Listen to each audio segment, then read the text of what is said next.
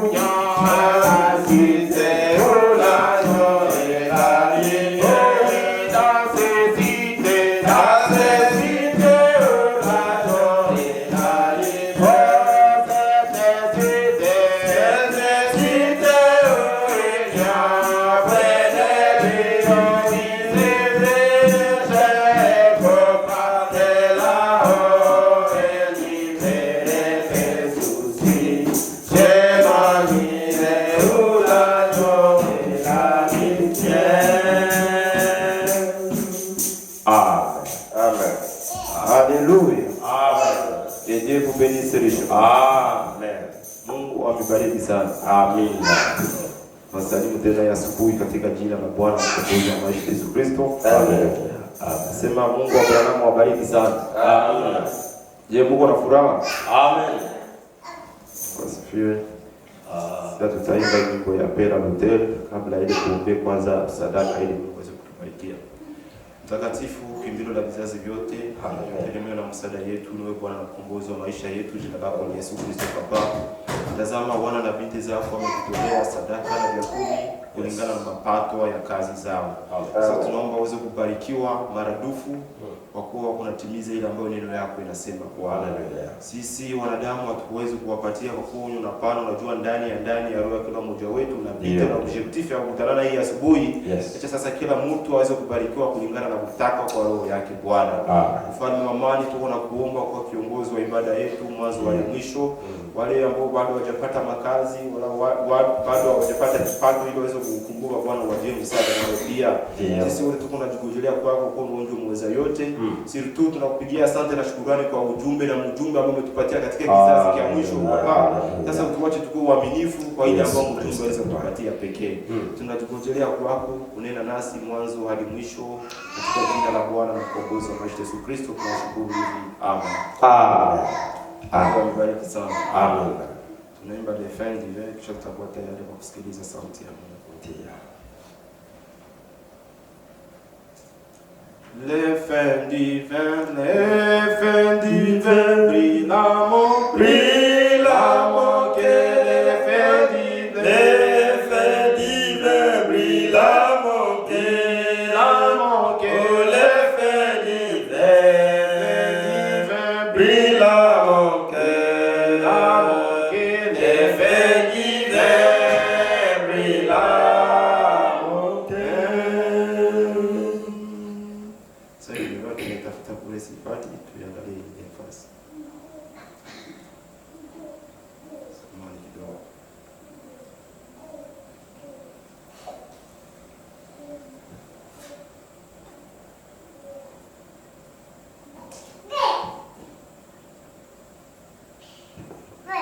Leo wakati ya watoto wa Israeli alikuwa anasogelea.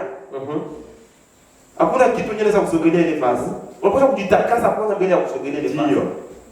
Panya ingekula inafika na kufa pale. Kama ulikuwa mtenda dhambi unaenda kula meza ya Bwana wakati wa Israeli, utaona wenyewe vitakutokea la. Bado watu wanalikula tu bila nini tena? Kazi. Mungu ashatupatia mjumbe na tuonesha kama ushirika wa kweli, komunyo ya kweli. Amen.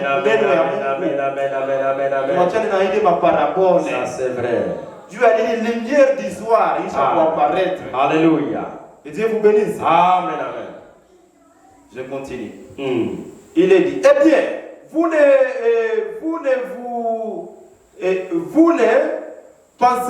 ne passeriez quand même pas en réfléchissant à être civilisé qu'un morceau de pain puisse être le corps du Seigneur Jésus. C'est impossible. Asema hamwezi hata kuwazia kama ile mkate ile kitu kile ile morso ya ile mkate baweza kuibadilisha ikuwe nini mwili wa Kristo. Hamwazi hata kama msilimuke kwanza mkalamuke. Kulubumbashi wanasema kukalamuka. Wanasema mkalamuke Mtanzania sasa wanakuambia uko mkalamusi ama uko civilize uko mwerevu. Ufanye utafuti ujue. Basi kuna kudanganya tu. Basi wanakuambia mkalamuke. Ndio sasa watu kufuba kalamuke. Sasa bengine sasa mimi nitakufaka niko na wangu mkatolika na nitakufaka kuvile. Mtu wa vile tu anaanza leo mpaka kumwambia kama ile sio mwili wa Kristo hata ile wakumtakorogana bure. Na suma anaweza tena kukupatia. Sasa hii miaka yote mimi nakulaga ni mwili wa Kristo, wewe uniambia kama ile sio mwili wa Kristo. Ni mkate tu. Unakorogana unakuwa badui. Sasa mimi na Biblia nasema ifo msikuwe civilize. Watu wakaramuke wajue kama ile sio nini? Mwili wa Kristo. Ni mkate, ni chakula tu ndio tunakula hata ugali. Amen. Juu mwestoma msikose nini kitu. Sasa vrai. Wewe tusipoteze muda wakati ya kufundisha watu neno ya Mungu, tu unapoteza muda mambo ya kimwili sana. Freba namba alisema Jumapili kama piko ba Nikodemu leo, wako na beba application ya mambo ya Mungu mu vitu vya kimwili. Ya kimwili. Ingawa mambo ya Mungu ni vya kiroho. Na ushirike unapaswa kukua ni nini? Mambo ya kiroho. Amen. Il est dit, la communion, c'est parler quand vous répond. C'est quoi vous parlez? Le mot communion signifie justement parler. En vous, être associé à quelque chose qui vous répond. Et Dieu vous répond. Et il y a communion, c'est toujours du pain et du vin. C'est ce que nous appelons la communion. Ndio vile frère Branham anasema communion ni kuzungumza na banakujibu. Asa ile mot communion c'est juste parler et vous répondre. Amen. Ile ingine ni association ya kufanya nini? Communion autour de la ya hii vin na mkate ile. Haina communion ile. Frère Branham anakatala ile ndio tunakuwa tunaita kama ni communion sio communion. Que Dieu vous bénisse. Amen. Est-ce que frère Branham avait dit que nous sommes censés de communier autour de pain et vin? Anakatala. Sijua mwenyewe neno likuja kwake. Neno likuja kwa bwana yako wala kwa pastor wako wala kwa bishop. Neno linakuja ndio kwa nani kwa nabii. Nabii anasema kama ile ni madistraction, hatuwezi hata kubizungumzia. Lakini ushakuwa na muda mko unazungumzia mambo kama na hayo, Mungu anapoteza nini muda. Na malaika wa Bwana alisema nini? Apocalypse chapitre 10 verset 1 inasema nini? Asema wakati ule malaika mkubwa alishuka na kitabu kinaofunguliwa, alikauka mguu yake ya kuume kubahari na ya kushoto kunjikavu, akalalamika kwa sauti nini kubwa. Akasema hakuna nini tena wakati. Il n'y a plus de temps, hakuna tena wakati. Amen. Ile wakati ndio tuko nayo ya kidogo watu wako wanapoteza kwa distraction pale wasomee watu neno ya Mungu. Amen. Hakuna tena wakati. Ndio. Amen, amen. Je continue. Je prends l'enlèvement. Unyakuliwa. 1965. Paragraphe 58. Broshiri ya mwisho ndugu Branham anaenda kupumzika. Anasema hivi. C'est 1955. Il est dit, paragraphe 58. Alors, que je parle l'autre soir chez Paul au sujet de la communion, je leur montrais que lorsqu'ils offraient cet agneau en sacrifice, ils ne devaient pas avoir d'élevé parmi eux. Asema siku ingine wakati nilikuwa nazungumza na huyu ndugu, alisema juu ya nini ya ushirika. Asema wakati walikuwa natosha ule mwana kondoo, walikuwa natosha ule mwana kondoo juu ya nini ya ushirika. Hapakukuwa nini chachu miongoni ya wana wa Israeli. Amen. Asema hapakukuwa na kwa nini chachu. Hapa kuna mizozo. Hapa kuna kwa mambo ya kutetana, walikuwa ni wote mnini mshirika na mapendo ya kweli kweli. Amen. Que Dieu vous bénisse. Amen, amen. Hapana huyu na huyu abasemeshana wanakutana ndio wakati ya meza ya Bwana. Huyu na huyu abasemeshana wanakutana tu kwa mariage. Huyu na huyu abasemeshana wanakutana kukilio. Ndugu Branham anasema wakati watu walikuwa wanafanya hii communion mu Ancien Testament, hapakuwa na kwa nini chafu ilikuwaka. Mambo ya kutetana ilikuwaka ilikuwa ni mapendo ya kweli kweli. Amen. Il est dit, pas d'élever, pas avec du levain. Tout devait être sans levain. Amen. Amen. Excusez-moi, j'avais sauté quelque chose. Excusez-moi. Il ne devait pas avoir d'élevé parmi eux pendant la durée de 7 jours. Amen. Ase apangelekuwa nini chachu miongoni mwa hao wana wa Israeli kupitia siku ngapi? 7. Ake mwa ile siku 7 pangekuwa nini chachu katika nini wana wa Israeli wakati wako wanafanya nini ile ushirika wao, ile communion. Ile dit pas de levain, pas avec du levain, tout devait être sans levain. Amen. Ase bila chachu wala kabla chachu na vyote vingekuwa bila nini chachu. Kama ilikuwa ni mvinyo maana ni mvinyo haina chachu. Kama ni mkate yenyewe haina chachu. Il est dit cela représentait les 7 âges de l'église dont nous parlons ici dans les livres. Amen. Amen. Asema hiyo siku 7 ilikuwa inawakilisha nini? Vizazi 7 vya kanisa. Ya kanisa ndio ambao tuko nazungumza hapa kanisa. Ile masiku 7 ambao walikuwa wanafanya ile communion. Ilikuwa na representer vizazi ngapi? 7. Kete vous bénisse. Amen. Hapa Biblia inasema kama ilikuwa ni masiku ngapi? 7. Mimi nabii wa kizazi ambao aliona mambo. Hapana pastor wako na bwana yangu. Anasema hiyo siku 7 ilikuwa na representer vizazi ngapi? 7 ya kanisa. Mungu akubariki sana. Amen. Baki wandugu ambao walikulia ile meza ya Bwana. Wakati ya nani ya Paulo walikuwa nini uhaki. Ilikuwa ni siku ya kwanza ile kizazi 7. Hii siku tena walikuwa mudrua. Ndio. Hapo tena walikuwa nini mudrua. Hapo tena walikuwa mudrua. Hapo walikuwa mudrua. Hapa walikuwa mudrua. Sasa sisi hatuko tena hapa. Tuko njoo wapi?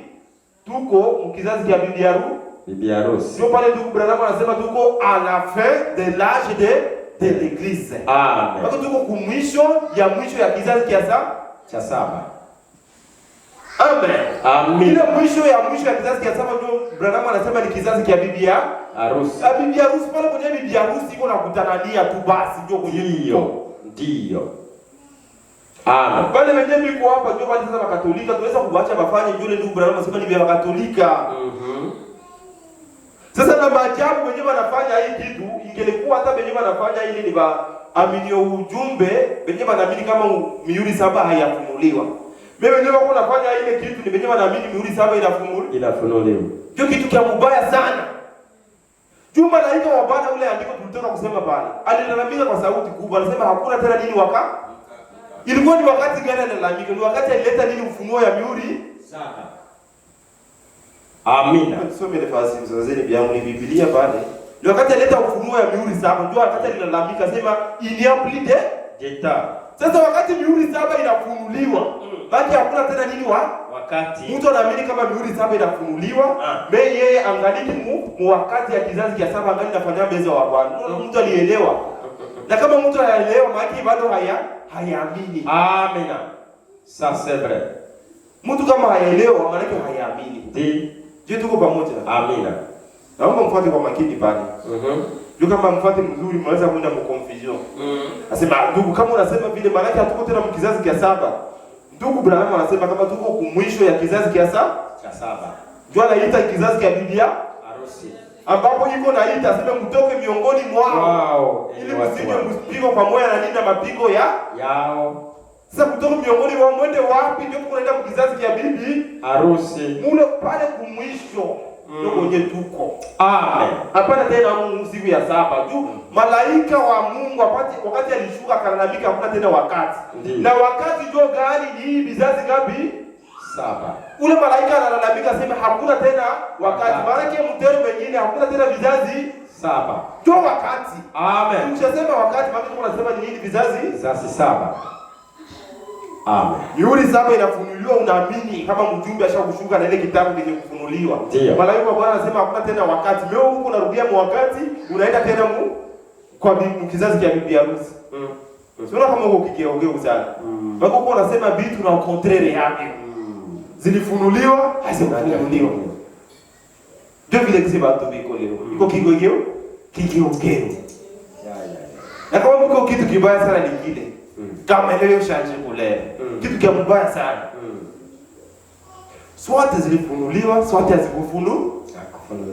Malaika wa Bwana, tusome pale Apocalypse 10 verset 1. Tusikimbie bila ujumbe, twende pole pole. Tunakusanyika ni mwanzo kama tutatoka Kenze tutoke Kenze shida ndogo.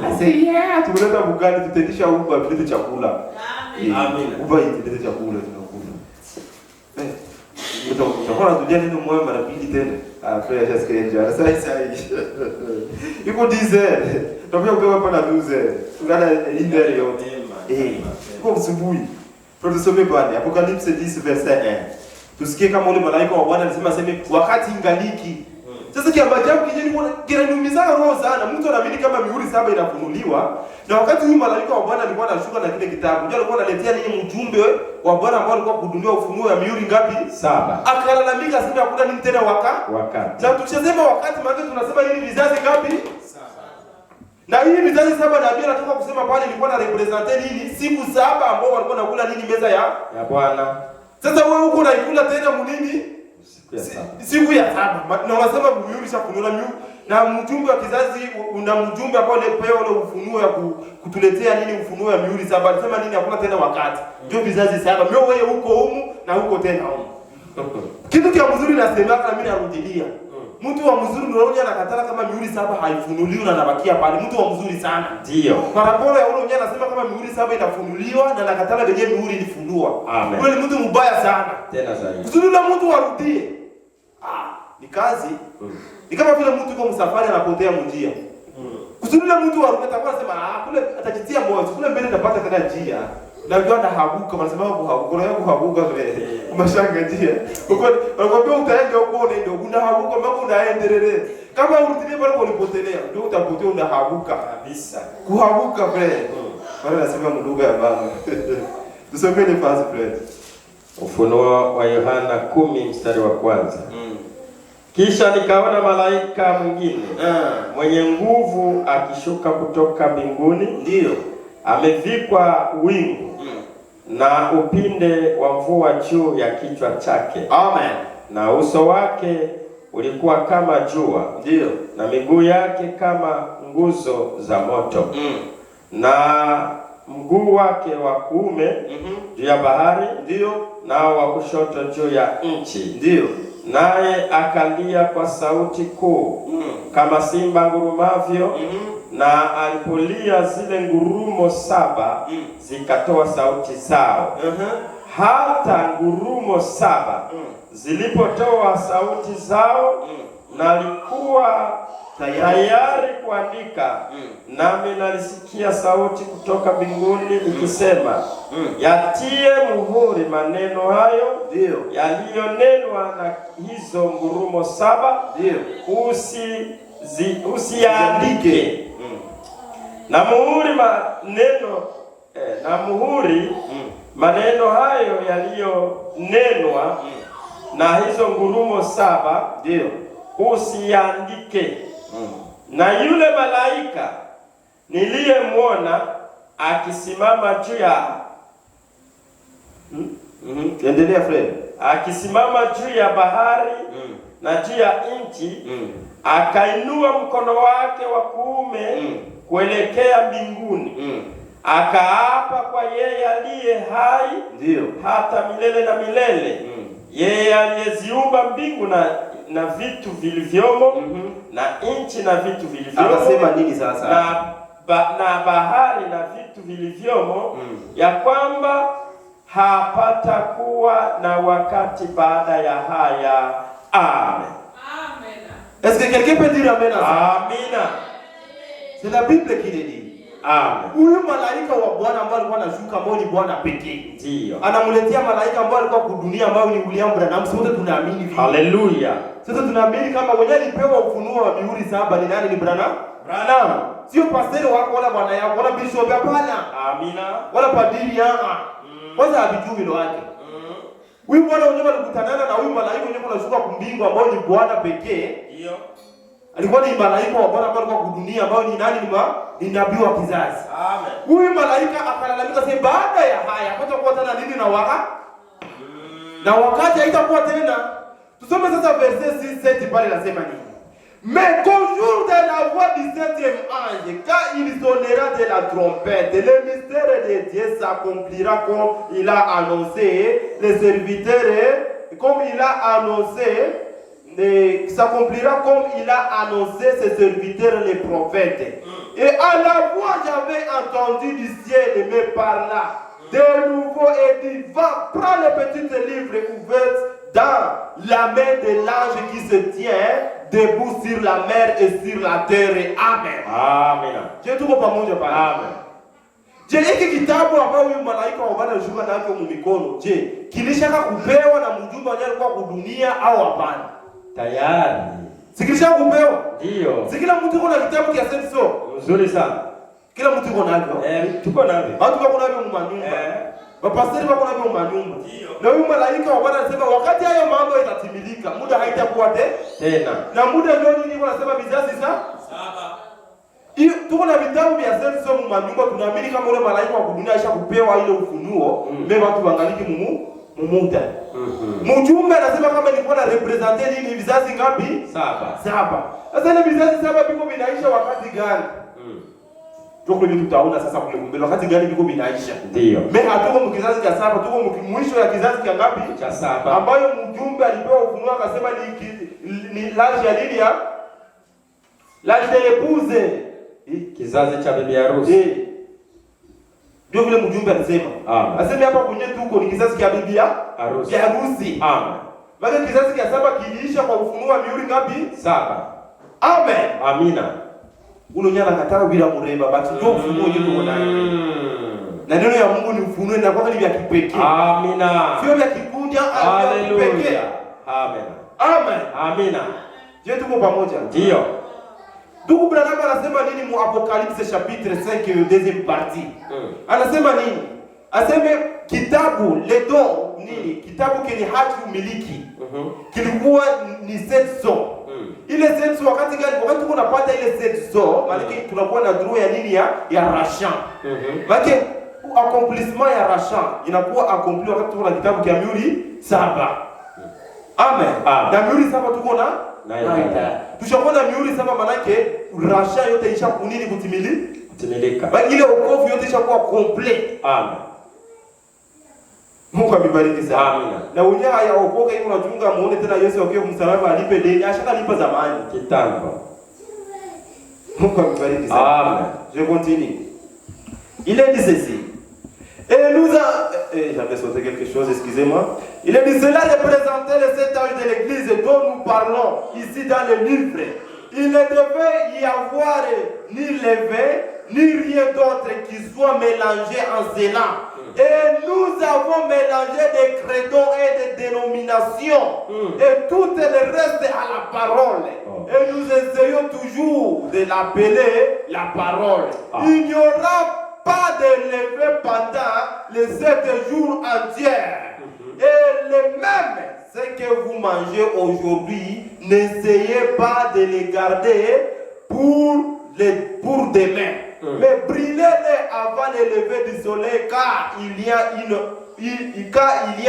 un nouveau message qui vient et une nouvelle chose. Amen. Amen. Amen. Amina. Mjumbe wa kizazi anasema nini? Anasema kama hii yenye watu wanaitaka kama ni neno ya Mungu, sio neno ya Mungu. Jua nini walichanga na nini na makredo zabo. Mafundisho. Walichanga na mafundisho zabo na mawazo zabo na matafsiri zabo. Ndio. Banaanza tafsiri za nabii wanabeba zabo. Jua nini tunaita nini na kwa nini? Mafundisho tunaita ni neno ya Mungu ingawa sio neno ya Mungu. Tunaenda kumbeza ya Bwana ni neno ya Mungu, sio neno ya Mungu. Juu ya nini? Nouveau message alisha kuku. Amen, amen. Ndio pia nasema. Il y a un nouveau message alisha kuku. Ndio. Mimi watu wanaacha ile nini makipolo. Nasema hii yenyewe tulikula leo tutakula tena na kesho. Ile ilikuwa na wakati yake, bashaka kufanya ile kufanya kazi. Kisha kwa kipolo, sasa panakia ujumbe nyingine ya mpya. Ya fresh ya sasa. Amen. Ndipo Branham anasema ilikuwa ni maana ya mpya kila siku mbona kuna shukia mtoto wake. Amen. Na hii meza ya Bwana Mungu alikuwa anafanya ili kupanda 7 jours. Ilikuwa ni kila siku vya mpya. Wenyewe mililala banatupa. Ndio. Bibisha kuingia chachu binaoza. Je, tuko pamoja? Amen. Mimi watu wako wanaleta ile makredo yao, wanaleta bipolo, vitu wenyewe vilishaka fanya kazi, wanavileta tena vifanye kazi sasa ingawa tuko na ujumbe wa mpya wa sasa. Amen. Mungu aturehemu sana. Amen, amen. Hapa ni 1965. Sasa c'est piko fasi kwenye alikorije ifasi haina hapo. Ni baada ya hapa akaenda kupumzika wakati nyumbani ashamaliza nini kazi. Alisema tena mbroshire ya 1966 haikuwaki. Ya 65 ndio ya mwisho. Basi udanganya ya 65 ndio ya mwisho. Hakuna basi nyingine alisema tena. Anakataa anasema hapana, kwani nilijidanganya mlisema bongo yako mjunga ajidanganye. Haiko kinywa ya Mungu. Ndiyo. Je continue. Paragraphe 59. Il a dit, voyez-vous, il essaye de les conserver. Cela a été l'attitude de l'Église. Il s'est produit un réveil et dans les 3 ans qui suivent, il commence une organisation avec cela. Ase munaona, watu walikuwa wanajaribu tu kuichunga. Ingawa Biblia inasema ile kitu wako wanaitengeneza leo wanaikula kisha wanatengeneza ya mpya mbele watu wanapenda tu wachunge kiporo, watu wanapenda kiporo. Mungu bali wabia ya kutengeneza ile siku na mkule siku bishia hapo. Unaenda kuchunga, bado unachunga kiporo. Sasa ndio angalia Biblia sasa nilimchungia nini? Bali kwambia hakuna vya kuchunga. Kila siku vya mpya viko vinakuja. Wewe uko unachunga. Ujumbe ya Apollo unataka uibebe wakati ya Irene. Ujumbe ile unataka uibebe wakati ya Lite. Unataka uibebe wakati ya Wesley. Uko mnini? Uko mnini? Uko unachanganya friend. Ndio. Na uweze kuchanganya ile mambo tu. Andiko iko wazi nasema ni kila siku ilikuwa inashuka maana ya na mpya. Mwanzo siku 7 ilikuwa ni kila siku na divai ya mpya na mkate ya nini? Ya mpya. Amen. Iko fresh. Ndio. Na tu vile watu wako wanaendelea kufanya leo. Hata makanisa uamsho inatoka anakamata ile ujumbe wakati wa Israeli anatafuta kuleta tena ujumbe wakati ya Abraham vitambatana kweli. Hakuna. Habiza hata kuambatana. Ujumbe wakati wa Litero uleta wakati ya Abraham vitambatana hata siku moja. Litero alikuwa na ubiri wake na iko na pipe mkono. Ndio hapo hapo kasigareti. Na sigareti yako unavuta. Mimi nabii wa kizazi Abraham wakati anaongea anasema hapana, ndio kisha kutakaswa. Ni sigareti, ni tupombe, ni hii madivai yote ni kutupa. Sasa ule watu wale watapatana? Hawatapatana. Juu ya nini? Huyu mwenyewe alikuwa na ubiri vile wakati unafuta taka dogo hakuna shida. Vile kwa ni wakati yao mwele kizazi bado wanaamini ujumbe wake waliokoka. Amen. Alikuwa anafuta wake kidogo. Haleluya. Wale watu waliokoka na ile ujumbe mzuri sana. Basi sasa shakapata ile ujumbe wakati ya sigareti tuletee nayo tena sasa sigareti. Ndio Katolika pale. Baki wakienda kipolo. Ikawapo injili iko naendelea pale na waendelea na injili wakawagiana nini kipolo. Kipolo kwenyewe waliharibishia. Ndio watu wako wanakwenda tena ujumbe wakati wa Israeli. Wanaenda tena wakati ya Abraham. Ya kuhubiri watu na mitindo na metode. Wesley ndio maigizo ya nani vile wajibebe ile fasi sana ni badani. Bandu yetu wa Kibembe ndio wajibebe ile fasi sana. Methodist. Mungu anafuna Methodist. Ndio Methodist ndio wanaamini ujumbe wakati ya nini? Ya Wesley. Wesley sio kupumzika, bobo wanabakiana tena ile nini ujumbe? Ndio ile nabii anasema kipolo. Ndio. Hii metode za Wesley baada ya kwenda kuevangelize watu na Yesu alikuwa anafanya. Anawaletea kwanza masabuni. Anawaletea watu wanapeleka vya bure. Wanawaletea masabuni watu wanapokea wanakuwa mingi pale ndio wanaprofiteza sana za baadhi. Mnajua, mtubu za bizenu. Hiyo ndio hivyo. Sasa maprofite. Alikuwa anahubiri na metode anabakamata kwanza mateka. Ndio mambo iko yanafanyika hata leo ulimwengu wa ujumbe. Watu wanafanya vitu kama na hapo.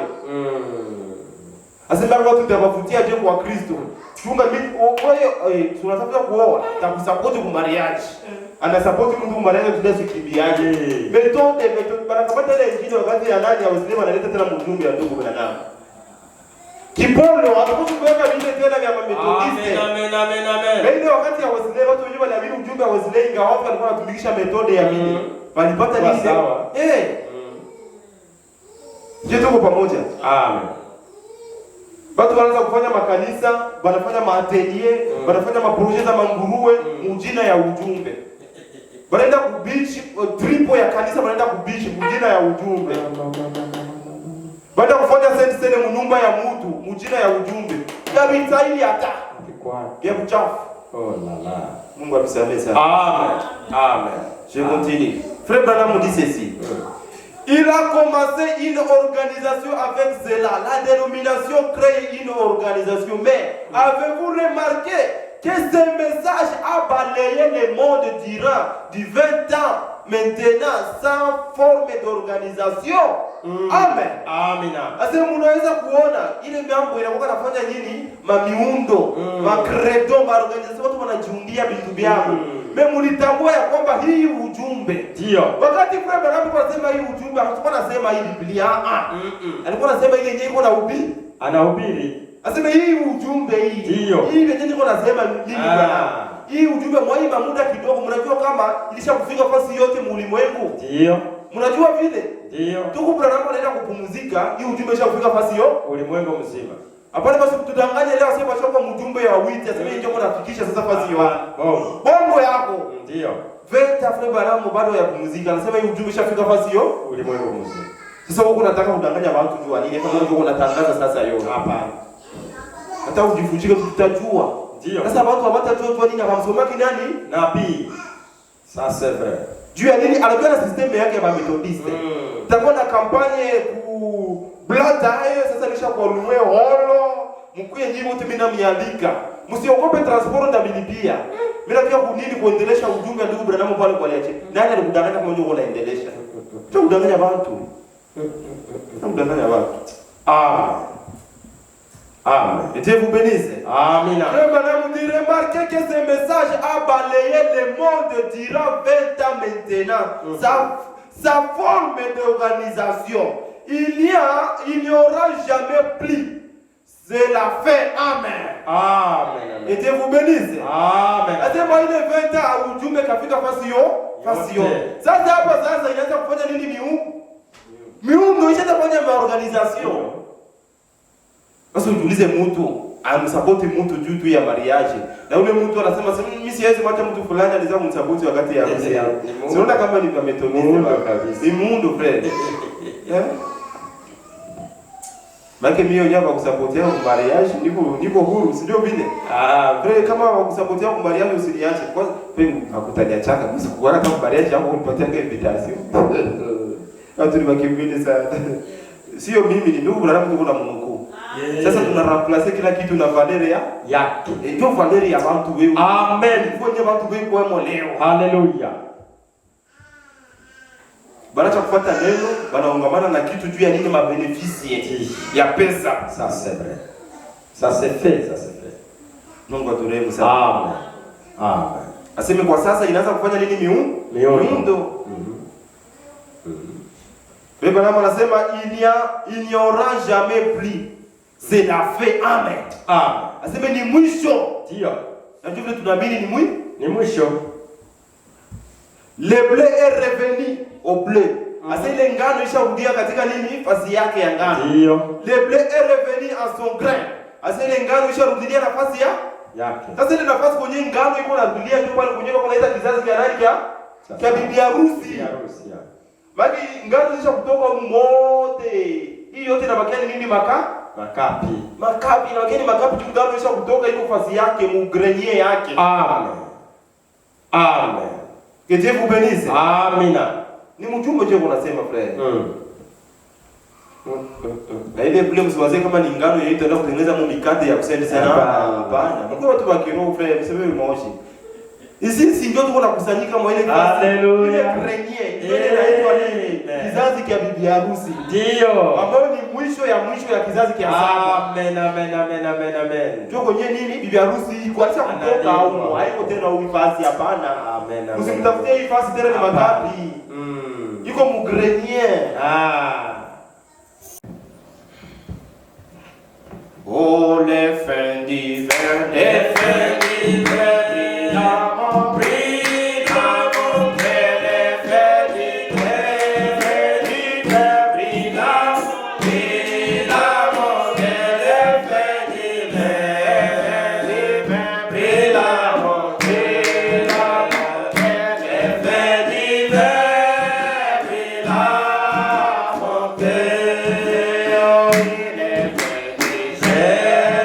Jésus, de tout mon cœur.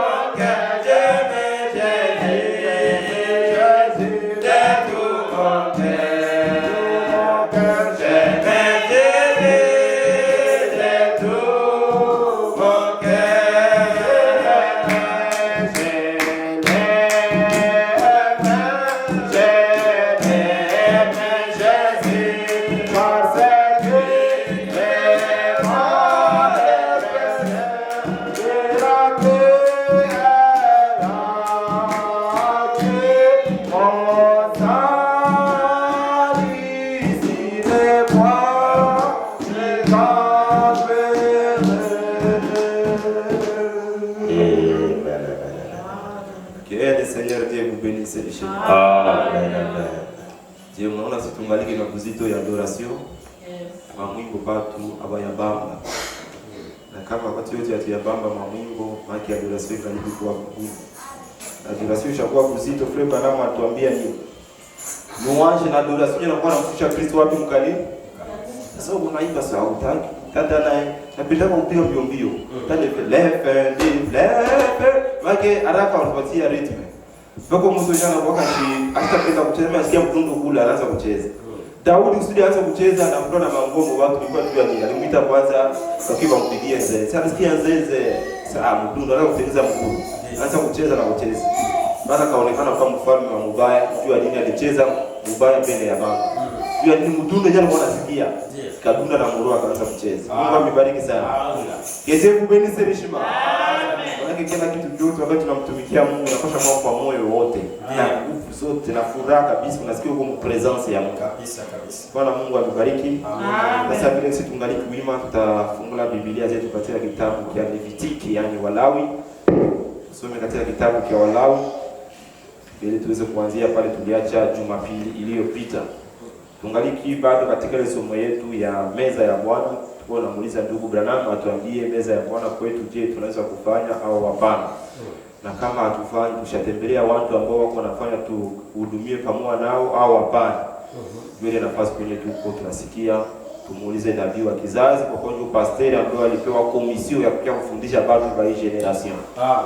So siku tunapaswa kushotea kwake. Ndio. Bwana Mungu amebariki sana. Amen. Tusome katika kitabu cha Walawi. Levitique 23 verset 6 jusqu'à 8. Kama unafika pale Kiswahili inaweza kuwa vizuri usomee bila kukombola muda. Mambo ya Walawi 23 verse yake ya 6 mpaka 8. Mambo ya Walawi 23:6 hadi 8. Tunasoma jina la Yesu Kristo. Amen. Na siku ya 15 ya mwezi ule ule ni sikukuu kwa Bwana ya mkate usiotiwa chachu. Ndio.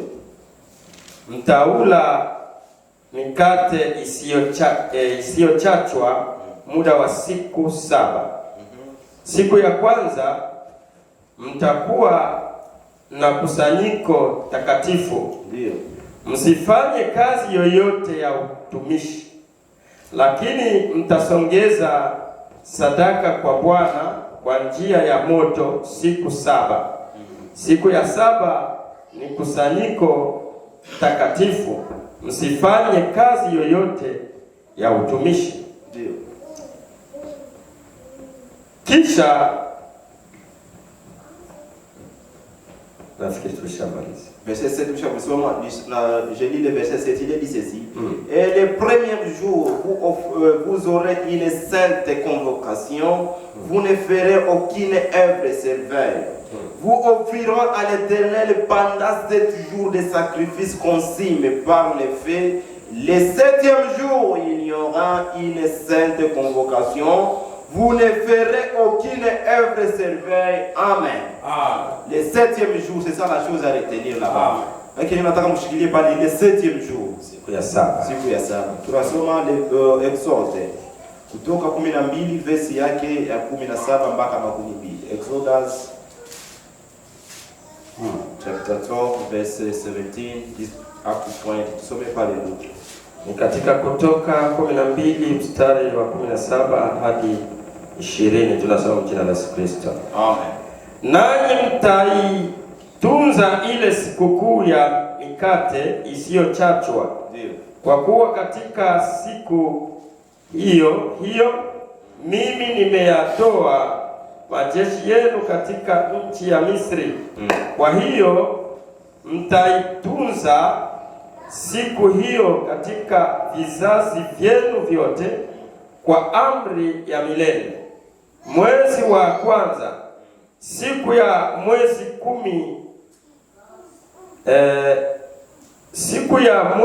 14, wakati wa jioni mtakula mikate isiyochachwa hata siku ya mwezi 21 jioni. Muda wa siku 7 isionekane chachu katika nyumba zenu kabisa, kwa kuwa mtu yeyote atakayekula hiyo iliyotiwa chachu, nafsi hiyo atakatiliwa mbali na mkutano wa Israeli, akiwa mwenye kukaa hali ya ugeni, au akiwa mtu aliyezaliwa katika nchi. Msile kitu chochote kilichochachwa, mtakula mikate isiyochachwa katika makao yenu yote. Amen. Amen. Je peux prier. Seigneur Dieu Tout-Puissant, Alléluia. Nous venons de lire ta parole comme les êtres humains passés au bas de l'école. Mais l'interprète, c'est toi-même qui interprète ta parole à l'accomplissant. Descends et donne-nous l'interprétation que tu nous as donnée à travers les messagers de l'âge. Et donne-nous l'attendement spirituel. Qu'en sortant ici, nous puissions témoigner que tu nous as parlé. Ôte l'homme à la scène. Bénisse les bien-aimés frères et sœurs qui ont tout abandonné pour venir t'écouter. Nous avons besoin de tes bénédictions, ta protection, la guérison divine, soit spirituelle telle que charnelle. Permets que cette grande shalom céleste puisse demeurer dans nos âmes et dans nos foyers, et dans cette culte du début jusqu'à la fin.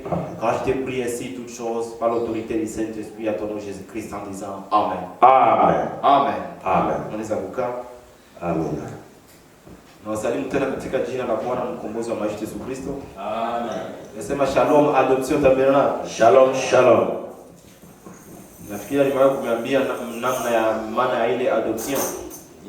Ndugu Branham anasema kama piko kiwango kia mkubwa sana kia Ukristo ni nini? Ni kuitwa wana wenye mamlaka. Amen. Wana kuitwa huko mwana mwenye mamlaka, nakwambia huko adopte, huko adoption. Maana hiyo kiwango kia mkubwa kikilisha maliza kia Ukristo. Ndio. Parce que mon vie chrétienne, si wote tunajua ya kwamba tulikuwa bila Mungu, mimi Mungu alitupenda. Ndio. Hakuwa kutuadoptea akafanya sisi tunakuwa watu wake. Mungu alikuwa ni Mungu wa Israeli.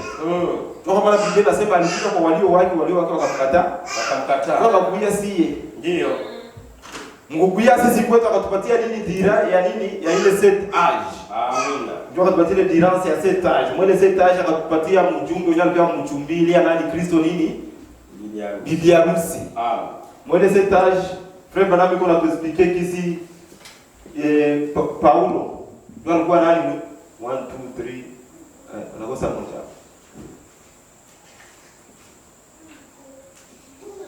Asema mjumbe wa kwanza hapa alikuwa ni nani? Ni Paulo. Paulo ndio alikuwa mjumbe wa kwanza mwenye alitumwa kuchumbilia nani bwana harusi nani? Bibi harusi. Kwa ndio sema tia wit. Ni wit kabisa. Wit messager anatoka wapi? Wit messager anatoka wapi? Ni va 7. Le messager biko 7. Que Dieu vous bénisse. Amen. Sasa wa wit anatoka wapi? Mjanja wa shetani. Frère Branham atuonesha kama sisi wote tulikuwa bila nani tu? Bila Kristo. Tulikuwa bila Bwana. Bwana alikuwa anakuja kuwenyewe walio wake wakamkataa. Ndio. Sasa Kristo akutuachaka baba yatima. Akatuadopte. Ile adoption ndio Branham anasema ni kiwango kia mkubwa kia Ukristo. Tulikuwa adopte namna gani? Kristo akatupenda akatutumia nani? Mshenga wake. Paulo. Akakuja kuchumbilia nani bibi harusi?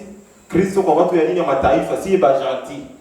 Ndio vile sisi tulipesha na sisi tunakuwa adopte nini mu presence ya Mungu. Dieu vous bénisse. Amen. Mais predestination ya Mungu tulikuwa kabla msingi ya dunia kuwepo, tulikuwa kama predestination ya Mungu. Amen. Mais kuita bibi harusi sasa, ile ilikuwa ni kitu kingine tulikuwa na stahili. Ndio. Juu kwa maana piko watu bauli leo kwa dunia. Piko watu wa Mungu na watoto wa Mungu. Amen, amen. Watoto wa Mungu. Mungu amebariki sana. Amen. Na tuyafikia kule, turudie kwa point yetu ya communion, ushirika ile sense ambayo tuko tunatoka kusikia. Parce que piko point yetu sana hapa ni ku verset 14 verset 19 ya Exode. Inasema pendant 7 jours il ne se trouvera point de levain dans vos maisons, car toute personne qui mangera du pain levé sera retranché de l'assemblée d'Israël, que ce soit un étranger ou un indigné. Amen. Amen. Bado kwenye piko point sana ya mkubwa. Kama vile tunatoka kusema bizazi ni ngapi bisa? Sana. Frère Branham anasema ile 7 jours yenyewe tunatoka kusoma pale. Ndio walikuwa wanafanya ile sainte scène pendant 7 jours. Frère Branham anasema yuko na tipifier nini bizazi saba ya kanisa? Bizazi saba ya kanisa. Utamsikia na ndio wanasema. Asema ile 7 jours ambayo Mungu aliweza kubagiza kwa anafanya ile meza ya Bwana. Na huyo alikuwa anaikula mwile 8e jour alikuwa anabiaribisha, anastahili kutoshwa nini nje ya Israeli, anastahili. Alikufuru. Ndio Frère Branham anasema sasa ile kuna representer vizazi saba vya nini vya kanisa. Ndio. Na kizazi cha kwanza cha kanisa bado tunamuona Paulo. Ndio. Sio alikuwa mjumbe wa kwanza. Amen. Amina. Kisha tunamuona Irene. Tunamuona Koloma, tunamuona Luther, mpaka Wesley na Branham wa kumalizia. Amina. Ndio Frère Branham anasema ile ilikuwa na representer vizazi ngapi saba vya kanisa? 7 âges. Ndio. Na hii 7 âges de l'église ndio anasema ile ilikuwa ile 7 semaines, ile 7 jours ndio walikuwa nakula ile nani. Maana mtu mwenye kula ile nani meza ya Bwana siku ya wiki, maana anajaribisha wanamtosha nje ya nini? Ya Israeli astahili. Wala shaikula tu anashia tu wake kwa sababu nitakula tu mpaka siku ya 6, astahili alijaribisha. Amen. Amen. Ifale ikuwe mpaka siku ya 7, hapana siku ya wiki wala siku ya 6. Ukishakula hii 6 mjuru kisha mashia pala uendeleshe mpaka siku ya 7 au stahili. Amen. Amen. Israeli wamekula alikuwa anakula ile sense mpaka siku ngapi? 7. Ndio. Cette jour ndio Frère Branham anasema ni nini? Ni 7 âges de l'église. Je tuko pamoja? Amen. Tumuulize nabii wa kizazi. Msikimbie bila ujumbe. Hiyo ndio kinywa ambacho kiliruhusiwa kuzungumza na taifa leo. Amen, amen, amen. Dieu vous bénisse. Amen. Turudie kwanza nyuma kidogo pale ambapo tulisoma Jumapili kuhusu nini communion. Puis tukumalizie ile citation. Et la communion de 1962, le 4 février, paragraphe 57. Frère Branham dit ceci, je vais lire rapidement, seulement en français.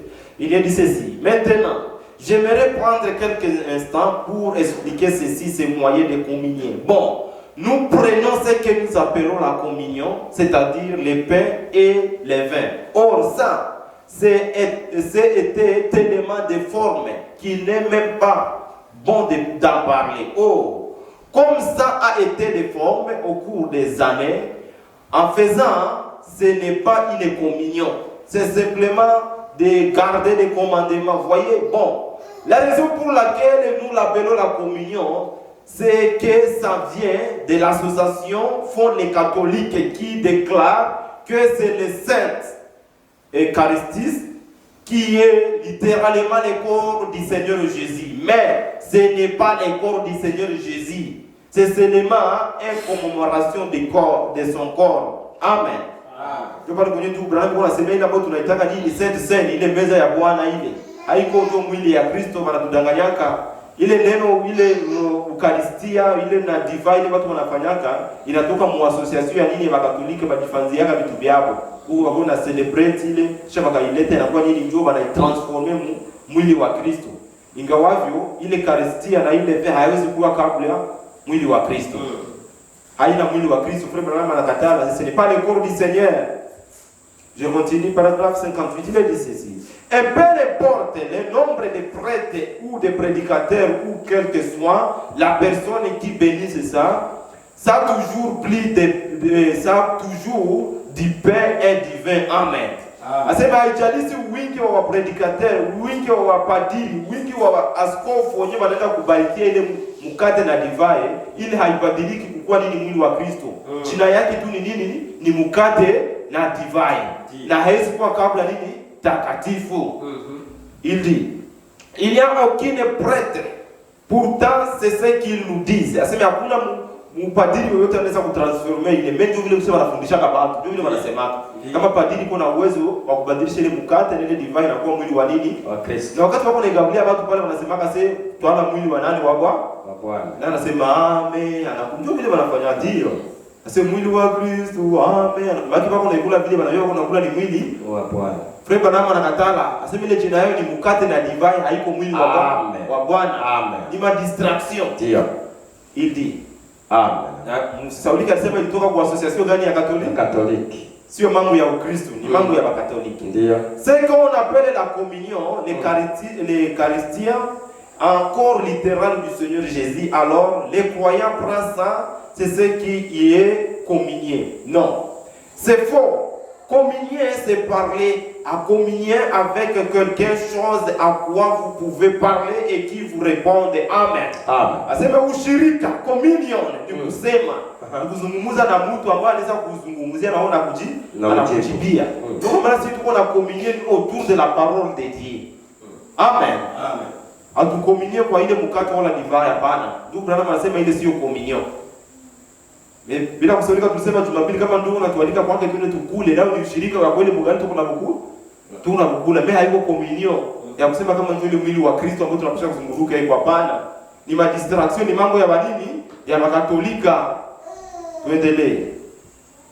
Il est dit, c'est communier une hostie ne peut pas répondre donc. En réalité, la vraie communion, c'est quand le Saint-Esprit répond amen. Amina. Asema ile ushirika ile hostie kama vile kisanamu, ile mkate ni kitu kenye kiwezi kujibu. Ushirika wa kweli ni wakati Roho Mtakatifu inajibu ndani ya watu. Amen, amen. Na Roho Mtakatifu anakuwa anajibia ndani wakati gani? Wakati watu wanaomba Mungu, unaona vile vitu venyewe uliomba vinatokea. Ni réponse déjà ya prière yako. Amen. Ndio communion ile. Ndio. Bako kuna communion na kitu kinakujibia. Amen. Na sisi wote kupitia imani tunaamini kwamba tuna communion autour de la parole. Kupitia neno. Sisi tunahubiri Mungu yuko anajibia mahitaji za mioyo. Amina. Kupitia maombi Mungu yuko anajibia mahitaji zetu. Amina. Kupitia mwimbo Mungu yuko anatujibu. Haleluya. Amen. Amen. Kumbukeni historia ya mwanamke mmoja wa Korinayo. Ndio. Anafika kule vile anamwambia Bwana, sasa na mimi kule vile unde kuombea nani mtoto wangu ni mgonjwa. Frère Branham anasema sisi watu wa mataifa hakukuwa na besoin ya kwenda tumuite Kristo tumwinvitia kwa Mungu atuombea. Ilikuwa ni imani, tuko na double nini? Portion. Amen. Wao kule walikuwa wanajua tu mpaka ni kumwekea mikono ndio apate kupona. Sio vile. Wala waende baguse nguo ya Yesu ndio wapone. Sio vile. Sio ni kupitia imani. Kupitia hata mamwimbo vile tu tunaimba. Unaingia Mungu unapaswa kupata uponyaji. Amina. Amen. Amen. Kupitia maombi vile uko naomba, unapaswa kumake sure kama hivi niko mkomunio na Mungu atajibia. Amen. Jumla ya komunio maana bana kujibu. Mule mu maombi mule Mungu anajibia. Mule mwa ile mwimbo mbona unaimba kufikia mu esprit ya compositeur, Mungu atakujibia mwenyewe. Amen. Mahubiri kama ulikuwa na swali yoyote kuhusu hii ushirika hii yetu tunasema komunio, Mungu anakujibia mwenyewe. Ndio komunio sasa hivi tuko unapata jibu. Amen. Ndio vile ndugu Branham anasema. Si hatuna besoin ya nini mpaka batuguse, batuwekee mikono, tuko na double nini? Portion. Tukishakuwa mkomunio mu presence ya Mungu, tunamwimbia na furaha, tunajitosha. Deja pale tuko deja mkomunio na Mungu, baki iko na jibu. Tuko mkontact, tuko nazungumza naye. Ndio ile frère Branham anasema communion cela veut dire parler na mtu mwingine anakurepondre. Il dit quand vous lui demandez et qu'ensuite il répond, c'est ça la communion correcte. Amen. Amen. So, wakati mnamuomba na tunamuomba kupitia maombi, ndio. Na mahubiri hapa tuko nasikiliza, ni mahitaji ndio kila mtu yuko ndani yake Mungu yuko najibiwa sasa hivi. Ndio. Amen. Amina. Asa c'est ça la vraie communion. Amen. Mais ce n'est pas une communion.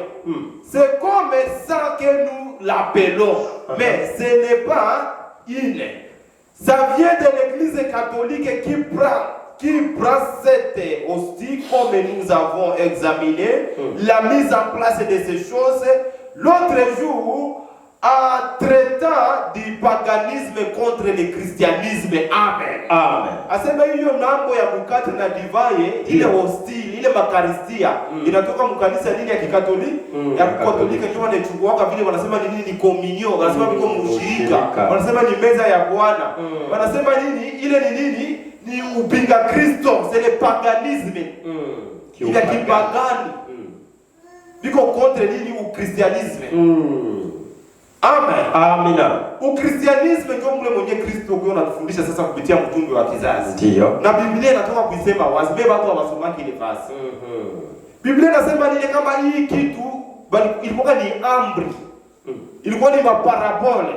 Ilikuwa ni mashuhuda ambao walishuhudia wakuwa naifanya pandani ni 7 jours. Siku ya saba. Siku saba, bali siku ya saba. Maana tunakula leo, kesho mpaka siku saba zienee. Zile siku saba kama zienee au unakula siku sisi unaviharibisha. Sasa leo tuko kwa siku ya mwisho ya siku ya ngapi? Ya saba. Mema tu wangaliki wanafanya nini?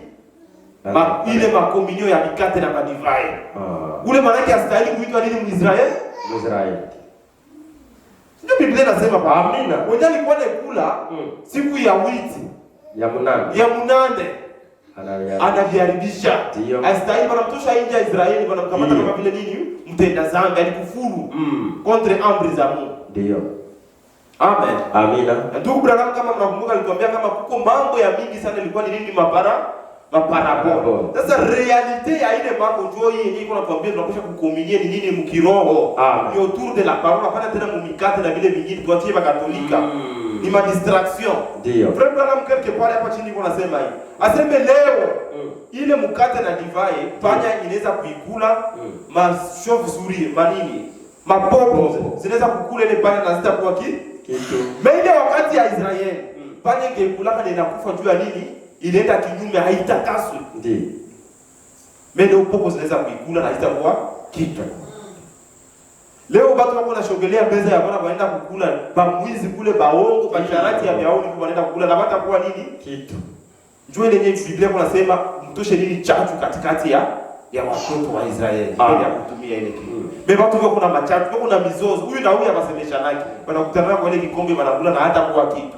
Njoo ile frame badamu unasema panya zinaweza kuikula na hatakuwa kitu. Jua haina nini? Haina chachu. Haina kazi tena. Amen. Ilikuwa ni 7 jours basi kunaisha. Amen. Chakula tu vile maana ni chakula tu watimu maestoma wajishibie wao. Wala mwenye kuna esprit ya bulevi na profita na kunywa sasa pombe. Ni esprit ya bulevi hata kunywa pombe. Naona chakula yake ndio pa nisema Jumapili kama banafanya ile sense muda kuwatembelea. Tola tano kwa sasa kurukia na kunyumba kunywa hata chai. Huko lao na njaa. Beba hata vipande visaki pale ndio kula kuangalia bako ba kimwili watasema huyu wewe anajali. Anakula tano. Kwanza pako bengine ukishenda nao kukulia nao pale fasi kunyona ikalafu wanakuambia huyu mtu asina kwa kiroho. Unapisha kushimama pale unamaliza ndio unaenda. Ma distraction kupoteza muda bure. Wewe kama uko na njaa frère na kuonesha. Tola tabi sei, wala uzione tu vile vya kusema nini uko na njaa unataka kujikulia. Ile ni mikate haitakufanya kitu. Ndio. Ni kutia tu mwestoma kusudi msikose kitu. Ni juu ya njaa ndio tunavikula. Maana friend ile ni kusema haisi kuita tena nini communion. Ni chakula tu za kutia mdini mwestoma. Mimi hazina kazi yoyote na ukristianisme. Amen. Amen. Amina. Je, tuko pamoja? Amen. Mungu amebariki sana. Amen. Amen. Biko bakimili basebebe moshi bejo ujumbe ninyi tuliamini. Amina. Mungu Branham anasema kama ile inatoka mkanisa ya dini ya Kikatoliki. Na benye banalifanya pale ya kuhubiria watu neno, banabakia muda wao unapoteza kwa ile mambo baki ni banani? Wa Katoliki. Mungu akubariki frère. Amen. Sio mie ni nabii. Ndio. Paragraphe 60, il est dit ceci. Il est dit que cette petite hostie ronde est le corps littéral du Christ. Or, c'est ce que l'Église catholique croit. Vraiment. Ase banasemaka kama ile mkate na watakatengeneza kama mzuri kakako ronde. Bataka pamba. Banasema ile ni mwili ya Kristo. Ase ndio vile kanisa Katoliki inaaminiaka na baboro na baminio ujumbe nusu. Juu nyanda bili ujumbe ndugu Branham. hawezi kukamata ile mambo kama ni nini, ni mwili wa Kristo. Ile ni mkate tu wenyewe watu wanaweza kukula, wanakukulia na wanatia mwestoma, msikose kitu. Ndio. Sasa sana. Amen. Avez-vous déjà remarqué que lorsqu'il passe près d'une église, il faut les signes de la croix? Asi mmewahi kutambua kama wakati wale Wakatoliki wanapitana kwa ile chapelle ya ile kanisa ya Wakatoliki, wanapata alama ya msalaba. Unaona anapita pale. Anapita kwa kana. Ndio ya nini? Ndio Branham anasema jua anajua mule katika ile kanisa mule. Mko mwili wa nani? Wa Bwana. Sema mko mwili wa Bwana, mko ile makaristia. Hapana ile alama ya msalaba kusema kama ile nyumba ni ya mzuri walijenga pia. Nijua balifundishwa na kwamba kama mule mko mkaristia, mko ile mwili wa Kristo. Ile mwili wa Kristo unapaswa kufanya nini? Kufanya ile alama ya msalaba. Vya kuonore ile mwili yenyewe mule. Ndio vile wanabafundisha kama ndio. Ile ni ndio Mkatoliki wa Bible wanafanyaka vile. Sasa mwa huku juu iko civilize. Mais vraiment Mkatoliki wa vilaya haizi kupita kukatolika ile kushapele yako bila kufanya vile. Alifundishwa tangu nini? Kwa masomo kule, tangu kumapepeto ya kwanza, kuzabitisho vyote alizao kufundisha kwamba mule mko mwili wa nani? Wa Bwana. Wa Bwana. Je continue. Il est dit, ils font les signes de la croix et ils soulèvent leur chapeau et ainsi de suite. Wanafanya ile alama ya msalaba, wanatosha tena kofia kama alikuwa ni mwanaume juu ya kuonore ile mwili ya nani? Ya Kristo. Ce n'est pas à cause de l'église, c'est à cause de l'hostie qu'il y a là à l'intérieur. Asa bafanya kivile juu ya nini? Juu ya ile kanisa, ni juu ya ile mkrati yenyewe mule ndani wacha kumwambia ile Eucharistie ni mwili wa Bwana, ifua heshimu. Ndio. Ce corps que le prêtre a transformé d'une hostie en corps littéral de Christ, alors que ça peut être apporté par des rats et des souris. Amen. Amina. Asema hiyo mwili ambayo padri anaweza kutransforme kufanya nini? Anageuza. Mkate anageuza kukuwa nini? Mwili wa Kristo. Donc il a dit ceci. Il a dit, ce qui restait, ne les gardez pas jusqu'au matin. Amen. Amen. Et que ça se retrouve dans cet autre âge. Non! Asa vile wenyewe vilikuwa vinabakia, msivichunge tena mpaka busubuhi. Wala mvichunge katika kingine kizazi, hapana. Ne les gardez pas dans l'autre âge, hapana. Ilikuwa ni mambo ya kumalizika, mnaishana navyo. Ndio. Vitu vya Wakatolika mnavileta message, hauitika ujumbe frère. Sasa Mungu atulembe. Amen, amen, amen. Il est dit brûler dans le feu, que ce soit détruit l'âge dans lequel nous vivons, le message de cet âge, il doit être tiré des Écritures. Amen. Amen. Asema vile vitu wenyewe vilibakia na mwele kizazi mubichome. Ndio. Bakatolika, baporo, banali, sinibizazi wenyewe visha kupita zamani. Vile vitu vya kuchoma. Hakuna muda ya kupoteza tu unasikiliza mahubiri za vile, hapana. Hakuna muda ya kutia ile mahubiri za kwa status, hakuna ile muda. Yote tunaisha mtu mwaminiwa wa ujumbe, bila anatia kwa status yake huyo, ni pastor fulani wa Tanzania, pastor fulani wa huko, pastor fulani wa kanisa fulani. Hii message zote nyetu tuko nazo hizi frère, hati yake hata siku moja. Jua nini ndio mwenye angalika hayaitika nini? Ujumbe iko nakamata mambo yenyewe ya zamani na ileta ujumbe ya message ya Branham, hamtapatana hata siku moja. Branham anasema ni vya kukupa juu ya nini? Ujumbe yetu tuko nayo. Ndio. Hii message yetu tunaamini ni message ya maandiko. Ya maandiko. Amen. Tuko maana watu wako wakimwili sana. Asema jibu na mbeba Branham kukua absolute, watu mnakatana Biblia. Branham wetu ni Branham wa maandiko. Biblia ubiri ni maandiko. Amen. Sasa Biblia ubiri ni maandiko, sasa kama mnataka tumrudishe tena maandiko na Biblia ubiri ni maandiko. Amen. Hatutamrudisha kama. Sisi tunakubali ile yote Biblia ubiri, tunasema amina ni neno ya Mungu. Dieu nous bénisse. Amen, amen, amen. Il est dit le message de cet âge, il doit être tiré dans les Écritures et confirmé et prouvé par Dieu.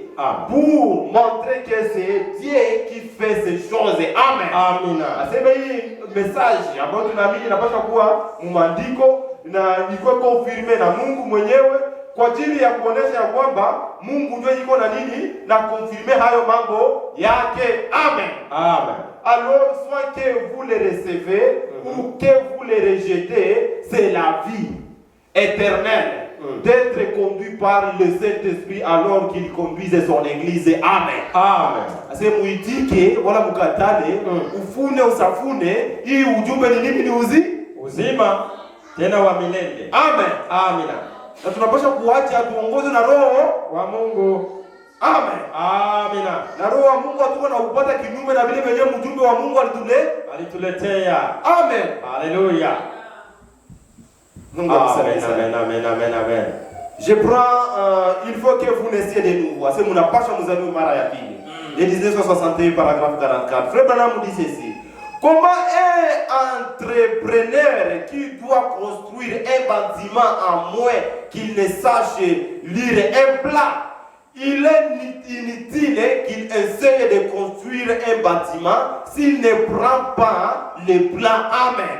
Asena munagani mjengaji wala engineer aende kupanda aende kujenga fasi wala entrepreneur kampuni fulani yende kujenga sema hii kampuni mtu atatujengea kanisa itaitwa Adoption Tabernacle. Sasa unapatia ule mtu ule plan na hawezi kusoma ile plan, ule mjengaji ataijenga kweli? Hata vijenga hawezi hata kujenga tu, hata kusoma ile plan. Hata vijenga namna gani na havijui, hata viharibisha frere Kongole Kongole anatoka kila kitu. Kongole atavijenga frere. Ndugu walikuwa kwa Malawi, anakumbuka ushuhuda ya ndugu mmoja alituambia yake. Wako mkambi kama ni ya Tanzania.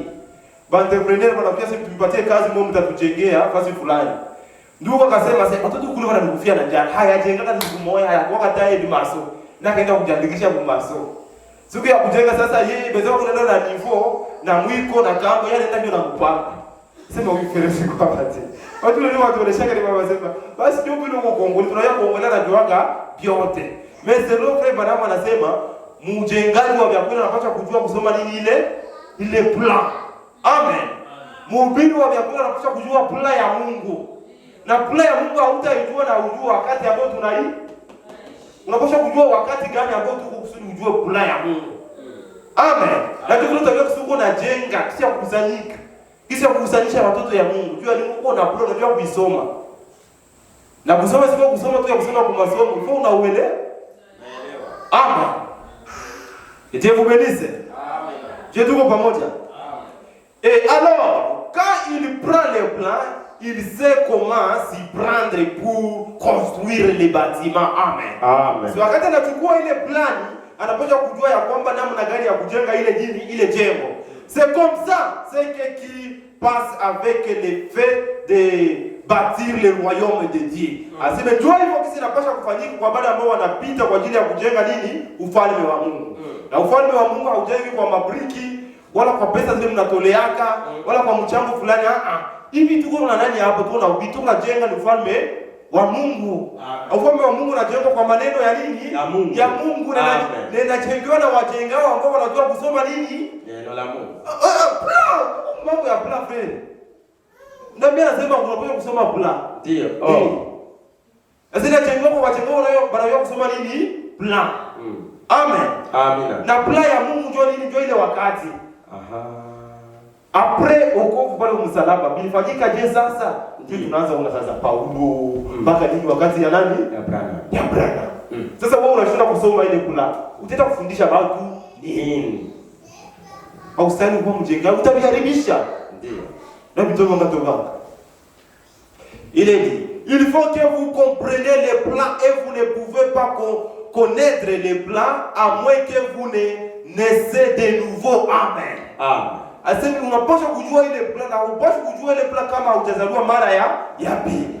Et quand vous êtes né de nouveau et que par la suite vous rejetez les plans que passe-t-il. Asema wakati unazaliwa mara ya pili kisha unatupilia ile plan. Sasa ni kitu jambo gani ambayo inatokeaka sasa? Ushaamini ujumbe unasema hii ujumbe ndio ukweli yote complete. Hakuna tena ukweli ya ndio ya. Kisha unakuwa retrograde unarudia nini mumazehebu. Wala kama mpagani ndio avyo hivyo. Sasa ni jambo gani ambayo inatokeaka kwa mtu kama na hayo? Ndio ndiko nasema.